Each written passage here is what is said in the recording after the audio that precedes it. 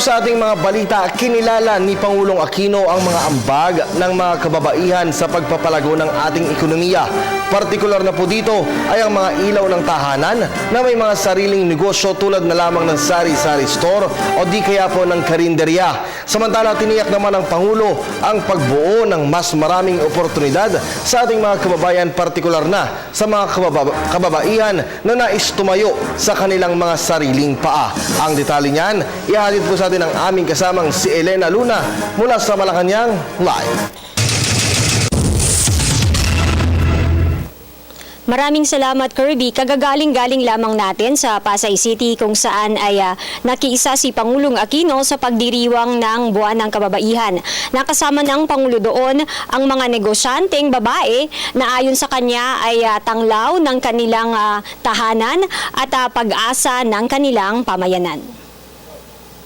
Kinilala ni Pangulong Aquino ang mahalagang papel ng mga ilaw ng tahanan sa paglago ng ekonomiya ng bansa sa kanyang pagdalo sa pagdiriwang ng Buwan ng Kababaihan para sa Store Training and Access to Resources o STAR ng TESDA at Coca-Cola Philippines.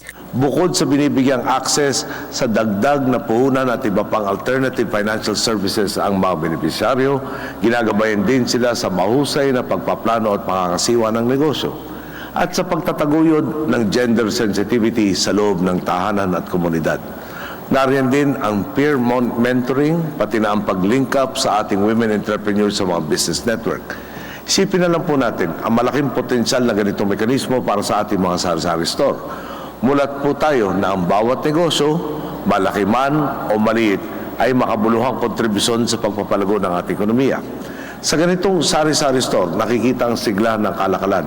Dito rin sumisibol ang mga ugnayan na nagsisilbing tulay para sa lalong pagyabong ng negosyo. Sa programang ginawa sa SM Mall of Asia Arena, binigyang pugay ang mahigit 5,000 nagmamay-ari ng sari-sari stores at karinderya na bahagi ng STAR program. Taong 2012, sinimulan ang STAR program kung saan umaabot na sa mahigit 34,000 kababaihan ang sumailalim sa training sa pagnenegosyo. Isa sa kanila si Lolita Mendoza. My family and I learned not to treat my sari-sari store business as an extension of our kitchen. I have learned the important discipline of limiting household expenses within the profit earned from the daily operations. Target ng programang matulungan ng 200,000 kababaihan pagsapit ng taong 2020. Ayon kay Pangulong Aquino, ang STAR program ay isa lamang sa mga training na ipinagkakaloob ng TESDA kung saan lamang ang kababaihan sa mga ibinibigay na oportunidad ng gobyerno. Kung isipin nga po ninyo, sa higit 7.15 milyong graduates ng TechVoc programs ng TESDA simula noong 2010 hanggang 2014, halos 3.63 million dito ay ang membro ng sektor ng kababaihan.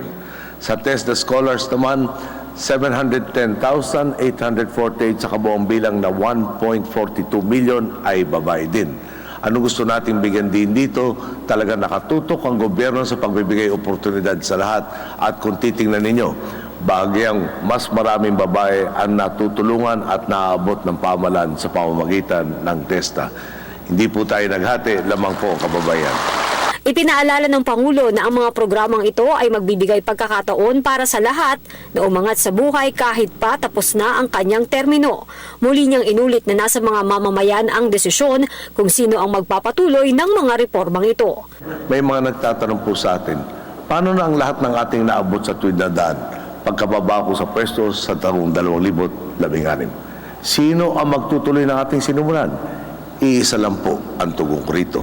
Kayo, ang mga women entrepreneur at ang milyon-milyon nating kababayan ang magpapatuloy ng lahat ng ito. Kayo ang magtitimon sa ating bansa patungo sa higit pang tagumpay. Tema ng pagdiriwang ay Juana, ang desisyon mo ay mahalaga para sa kinabukasan ng bawat isa, ikaw na ang STAR. Matapos, Kirby, ang Women's Month celebration sa Pasay City ay bumalik na rin si Pangulong Aquino dito sa Palasyo. Alas 2 ng hapon mamaya ay may interview ang Pangulo sa Bloomberg na susundan ng meeting kasama si Executive Secretary Paquito Ochoa Jr. At yan ang ating balita mula dito sa Malacanang. Sa tulong ng RTVM, ako si Elena Luna para sa Telebisyon ng Bayan. Maraming salamat sa iyo, Elena.